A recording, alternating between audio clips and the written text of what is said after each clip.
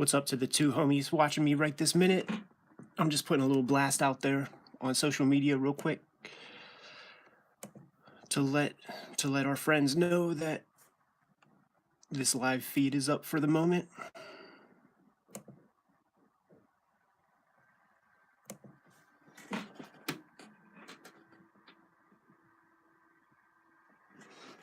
Thank you guys very much for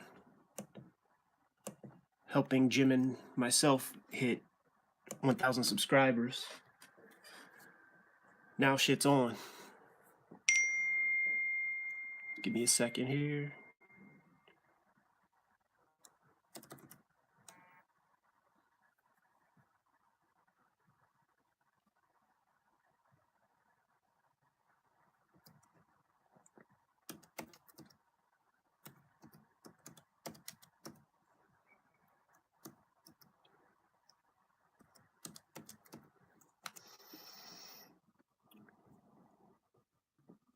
We're cartoonists first, so I'll be chatting with you guys with X-Men.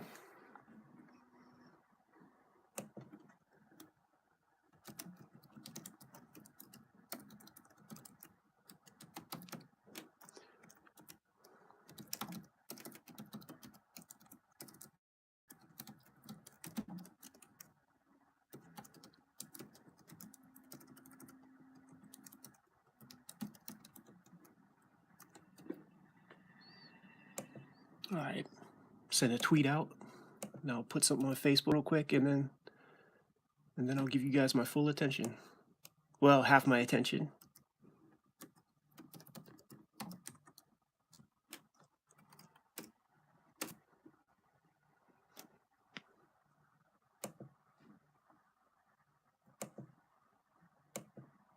All right, let me get into this chat room.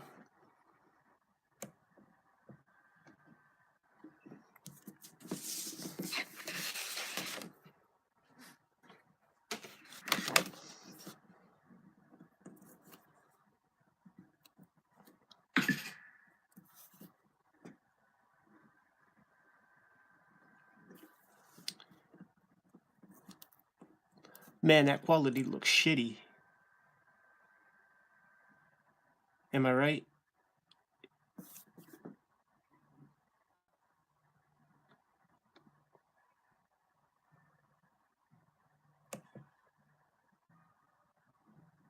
Say something in the chat if this looks garbage, because I know how to make it look better. I'll have to log off for a second, though.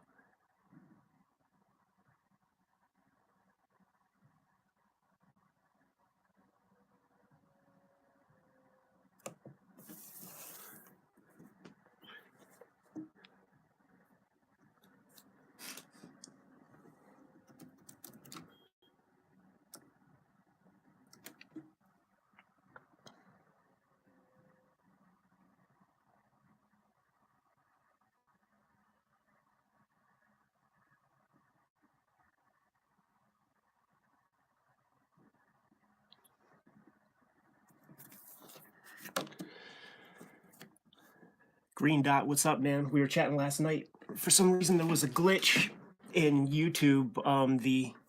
The camera conked out on me, kicked me out of the chat after like 2 hours, and for whatever reason, YouTube still registered the camera is live, and I couldn't get it to stop being live, so I couldn't save the video or anything. Quite a tragedy. It's probably not an opportune time to be chatting right now, actually. A lot of people are working, whatever. It's funny how at 2 in the morning we had way more people than we do right now. But once again, Jim and I appreciate you guys for subscribing, for checking out the show. I promise you this, it's only getting better too. He and I produced 5 full episodes so far.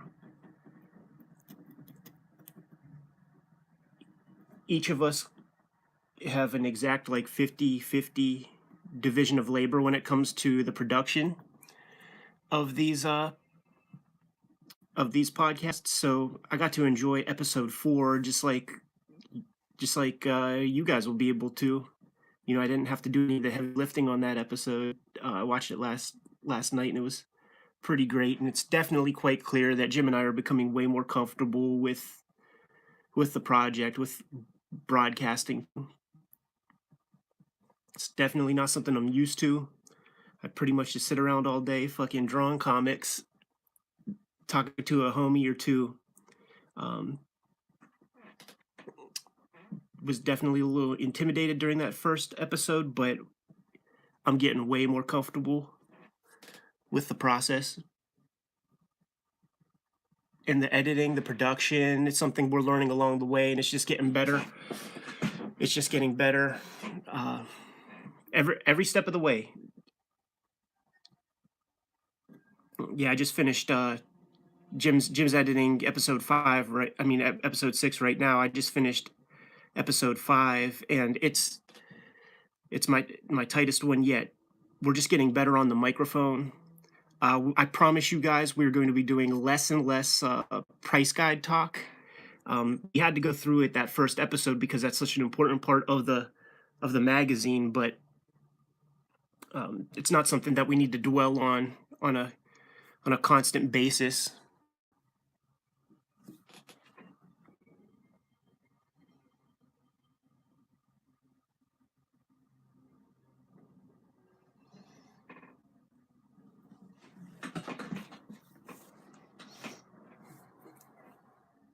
If you're in the live chat, make sure you have the quality on a higher level than what YouTube initially hooks you up with, because I promise you this video feed will look very shitty at 144p. Dev D3V, thanks for the props. You guys got to remember this podcast, this program that Jim and I are doing with the Wizard magazines. It's going to be a weekly endeavor. So next one will be out on Monday. We have 5 finished episodes right at this minute, so you don't have to imagine that Jim and I are going to be like the Image comics of yore, where they promise one thing and deliver far later than their projected intentions or whatever. We made sure to get a couple in the can before we started doling them out. But episode 2 is going to be a fun one. I sound like a goddamn broken record on these recordings when it comes to those intros, because every issue of that magazine is just getting better and better and more exciting. We're getting closer to the inception of Image Comics with the shows that we're covering, the issues that we're covering, and that's just exciting us more and more about continuing the project. The era that we're talking about, these early 1991 issues, 1992, Jim and I were major comic fans at that point, and those comics kind of shaped who we grew up to be as cartoonists, for better or worse. So it's only right to kind of go back and reinvestigate that stuff. I don't know about Jim, I can only speak for myself, but every time we record a new episode, usually we do it on a Thursday, and after we capture that raw footage, I'm ready to go. You know what I mean? I strap in and get busy drawing all night, and it kind of carries me throughout the week. So the podcast definitely serves many functions. Whenever you hear that little noise, that's a new subscriber. Once again, got to thank you guys for getting us to the 1,000 subscriber mark.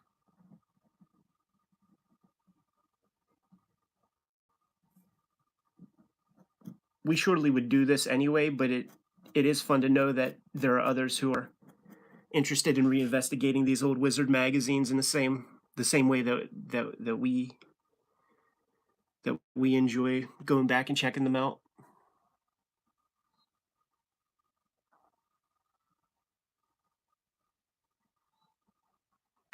Dev, you have issue 2 in your collection? That's awesome. That's awesome, man. The optimal way to enjoy the podcast, whatever we call this thing, um, is to have an issue of the magazine on deck, if at all possible.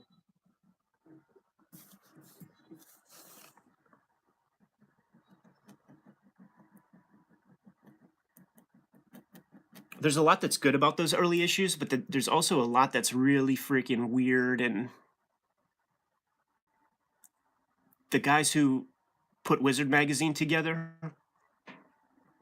they learned a lot along the way, and that's basically mirroring the way that Jim and I are working on this program as well. Like, we are cartoonists above and beyond. We draw comics, and this video project is something that we are kind of learning on the fly, and it is making us, it is sort of testing our creative chops in a way, and we are getting better and better at the production.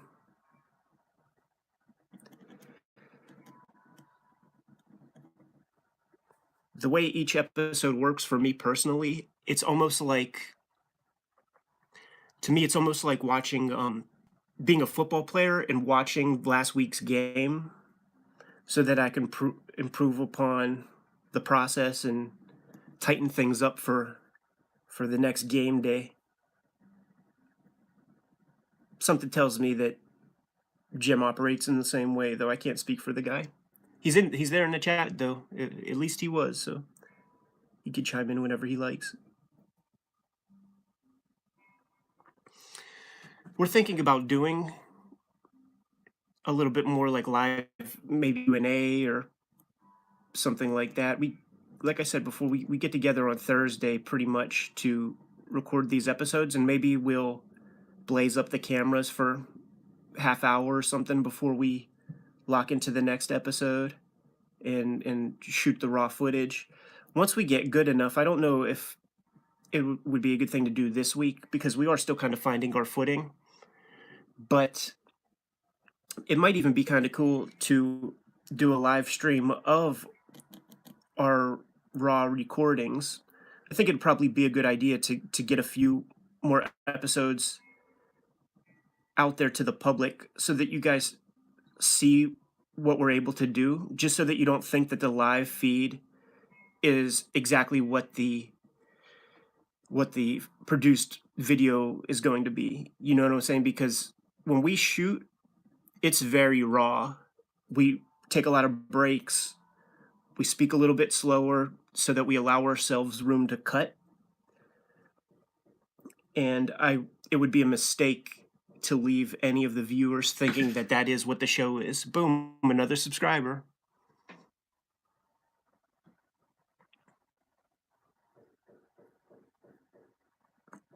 So it's a conversation worth having, to see if we should record the live raw stream. Wouldn't save it, but it would give you guys an opportunity to basically break kayfabe and take a behind the scenes look into the productions of an episode. Maybe we'll do that regularly.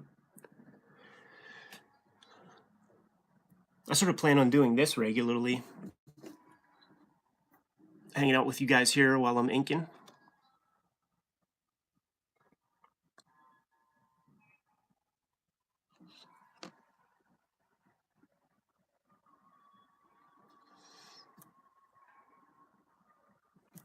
Do a lot of you guys still have your Wizard magazines? If you listen to that first episode, you'll discover that I tossed all of my original copies out. It was around April of last year that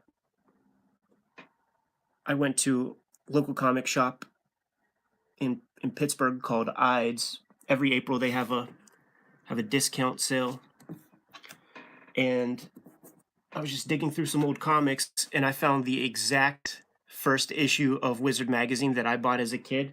It was number 37.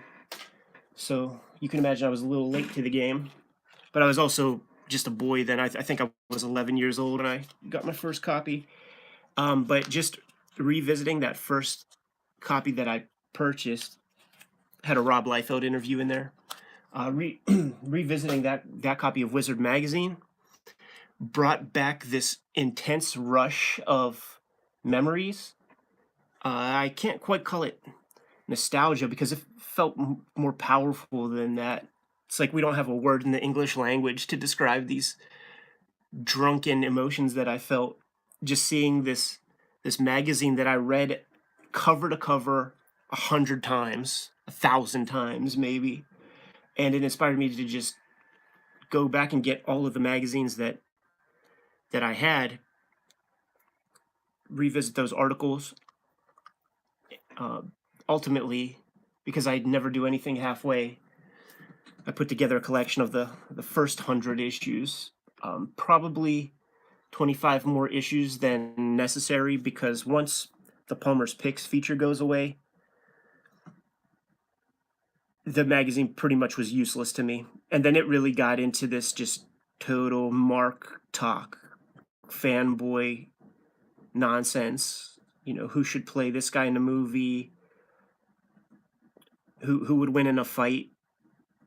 Darkseid or Galactus?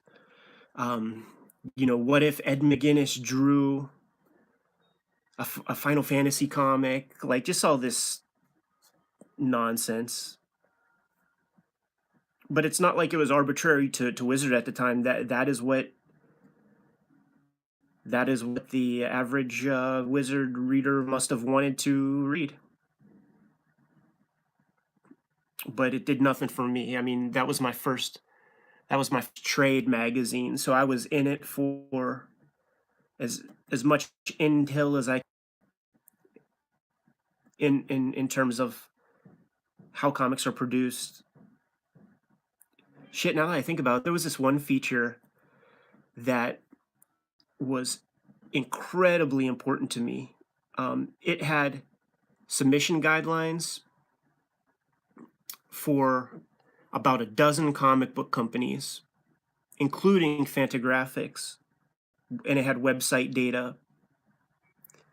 When the World Wide Web was newish, we'll say, and it was even before I had a computer, so I would go to the library to go to the websites of the various comic book companies and peel off the submission guidelines, print them off for a nickel a page at the library, and then sent my first submissions 14, 15 years old.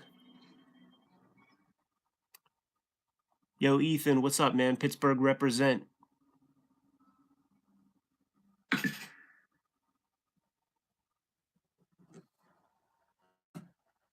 Yeah, we're definitely thinking about reviewing other magazines as well, Spencer. We have complete runs of Heroes Illustrated here. One of the questions that I posed to Jim was, should we... Heroes Magazine starts in 1993. So that occurs, 2 years after Wizard Magazine begins. So when we get to the point where Heroes Illustrated begins, should we cover that month's issue of Wizard concurrently with that month's issue of Heroes? And by concurrently, I mean on a weekly basis. There's no way Jim and I can produce like 2 fully produced episodes a week. That's just impossible. But say one week we do, say, Wizard number 30, and then the next week we do Heroes Illustrated number 1. I think 1986 is a period of time that Jim and I should cover. Get every kind of Amazing Heroes and Comics Journal, any kind of fanzines that we could get a hold of. Those shitty David Allen Kraft comics interview magazines, and just comprehensive analysis on that watershed year for comics, 1986.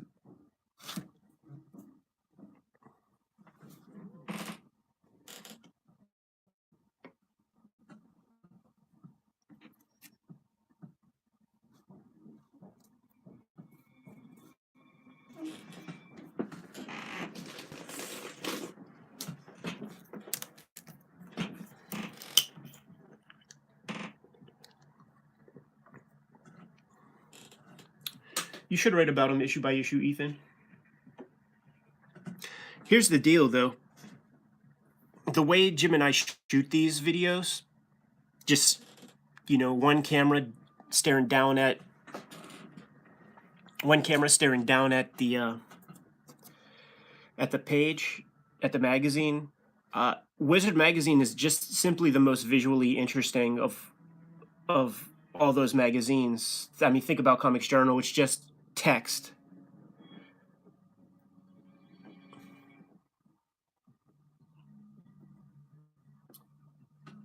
That's one of the reasons why we chose Wizard as kind of the main feature for this first batch of episodes that we're going to be doing.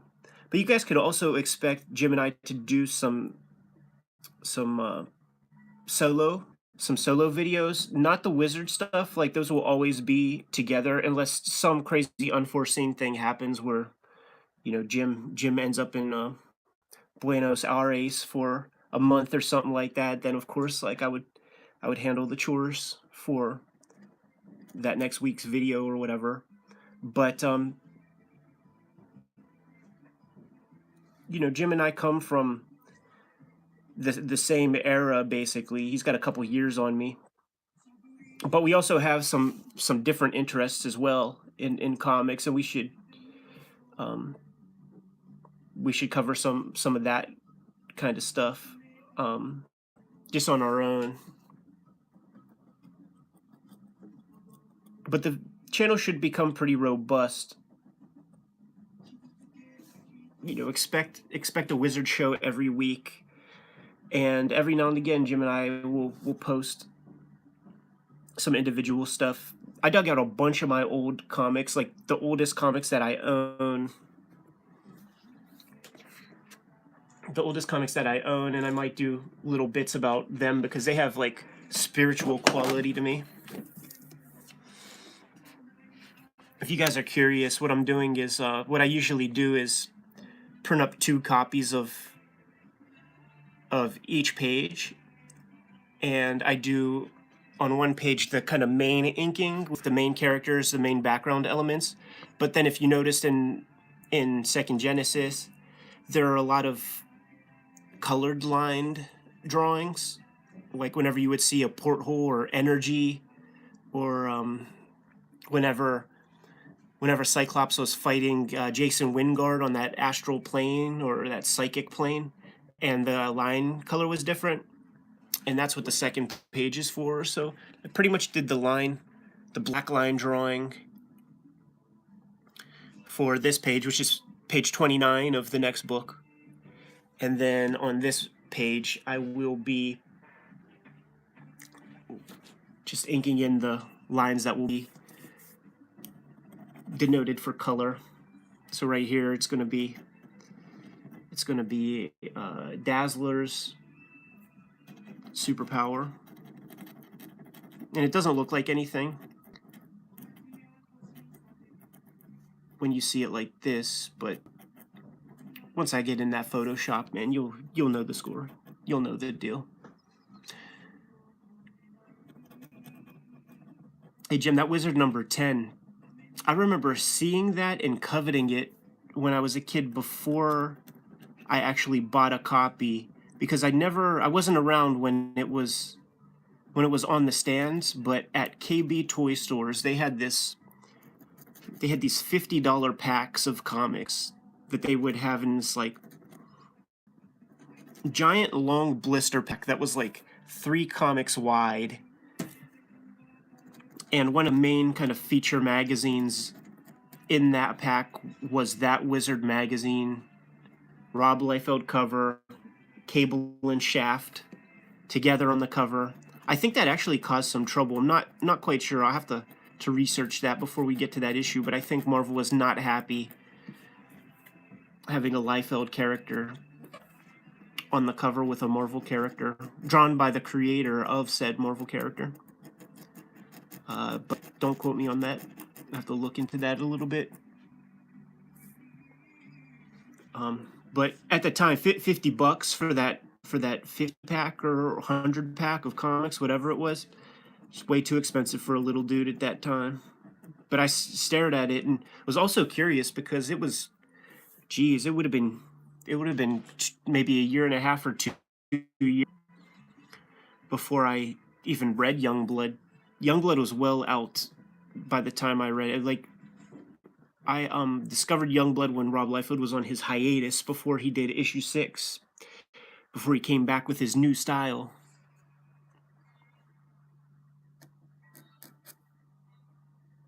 And that was the issue of Wizard that I got too, by the way. That was issue 37 is when Liefeld was promoting that Youngblood number 6. Not too far before Image X month, which is going to be a fun one to talk about. Cycle Cleveland, big ups. Thanks for joining us. Frank G, thanks for joining us.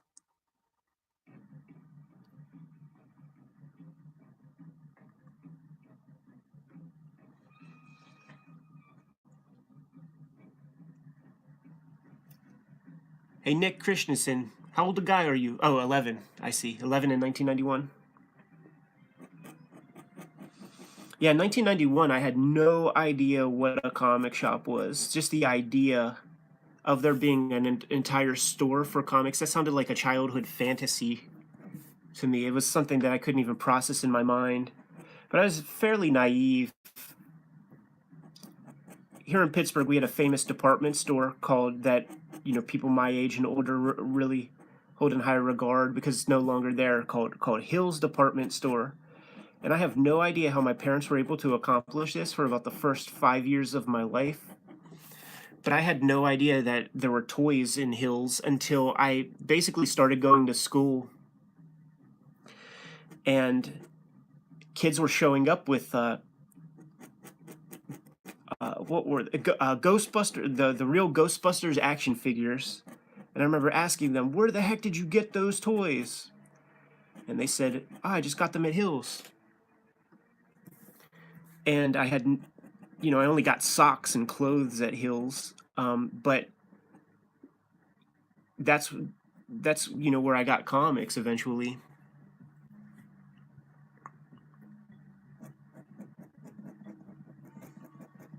And I got comics from, Kmart and flea markets and the newsstand, the grocery store for years and years and years before I discovered a comic book shop. In fact, the first time I went to a comic shop, I remember clear as day, it was like 1993. I don't know if you could hear the music, but I'm playing the Ninja Scroll soundtrack, but just because I felt like there should be some sort of background tune that wouldn't get this feed taken down by the YouTube copyright police. But anyhow, I discovered comic shops because I was on a quest and hunt for the anime film Ninja Scroll.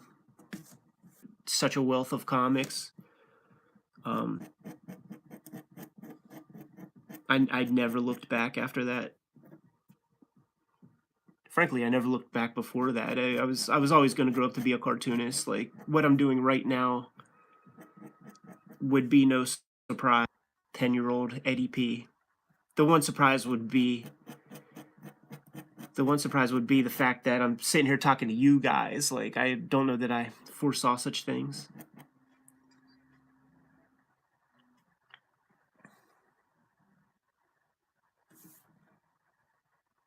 Ethan, you still held on to all your Superpowers toys, huh? I wish I still had mine. I'm from a town in Pittsburgh called Homestead. And as a young boy, when we would go on family trips, which would not be very far, just to like visit family in Cleveland, and there's a place called Geneva on the Lake in Ohio. It's on Lake Erie.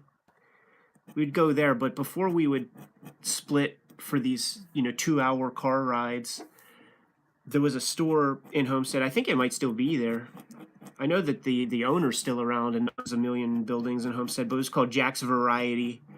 And I'm saying in the 90s, we would go to Jack's Variety and just grab some stuff to keep us occupied for that trip. And in the 90s, he still had Superpowers action figures for sale. With no markup, by the way. It was just like, you know, he would get tchotchkes and sold every as such. Just nobody went in there looking for that kind of shit. Yo, Jason, thanks for joining the chat.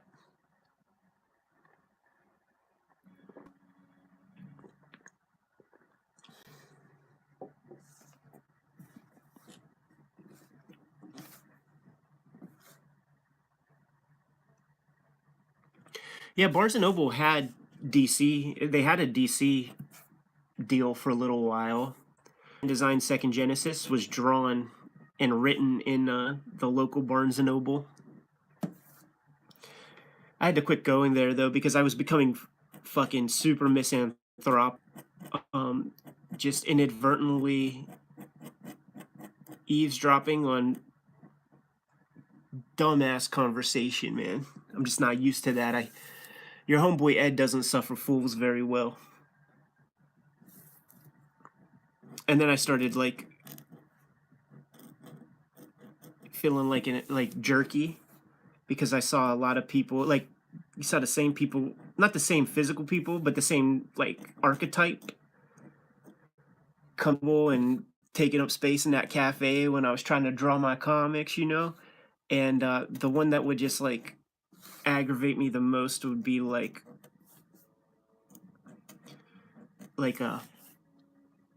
I better not say. But basically, what I can't say is there is a type of person that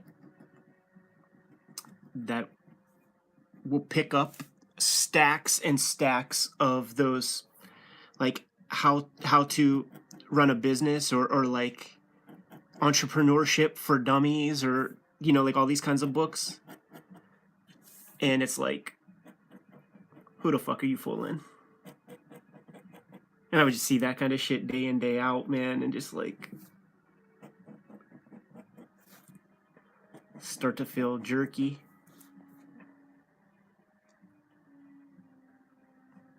I like the idea of comics showing up in a dollar store too. I bought so many comics from the dollar store. A lot of those Eternity comics. I saw the trailer for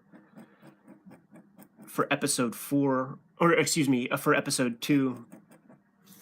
But Jim cut a pretty good one that shows off the Ninja comics by Eternity Comics, and I remember getting Ninja number 4 for 33 cents, you know, 3 for $1. And the cool thing about that issue is that it was my first exposure to Dan Clow's work, because on the back cover there was an image. You can't even call it an advertisement because it's not like it said coming soon, but he used to do a feature that was written by Mort Todd for Cracked Magazine under the pen name of Gillespie, I believe was Clow's fake name in Cracked. But there was a nice, beautiful, I believe it was gouache illustration of the Ugly Family. And man, I need to find that old sketchbook. Like, I don't know if you guys follow me on social media, but on Instagram or whatever, but every now and then, like, I uncover an old tub or you know, cache of drawings from when I was a kid. And there is really basically like, there is one tub that I just know exists at my mom's house, but I just haven't looked for it, can't find it. It's not easily accessible. And that is a missing link to just my comics career in a way, because I drew and redrew these this Ugly Family illustration. I drew a bunch of stuff from the Valiant Nintendo comics. When Bart Sears does Brutes and Babes, he gives comic drawing assignments, and my versions of those are in there. I really got to find that tub of drawings if it still exists. Like, I wouldn't be surprised if my folks actually toss that one, because if it's in their house, it was in the garage and it's been there for 10 years now. Like, all of those pages, I'm sure, are super mildewy and everything.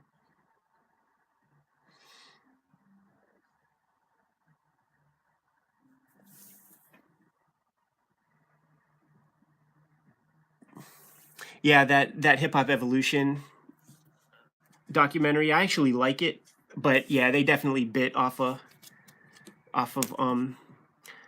the, I guess we could call it the Hip Hop Family Tree aesthetic. But here's the thing: I bit the aesthetic off of my co-host Jim Rugg, because he was commissioned by VH1 to he did a set of illustrations that were 70s comic book inspired, and it went along with a interview with Grandmaster Caz talking about a time when he battled Africa Bambaataa, and Bambaataa kind of blew his system out of the water.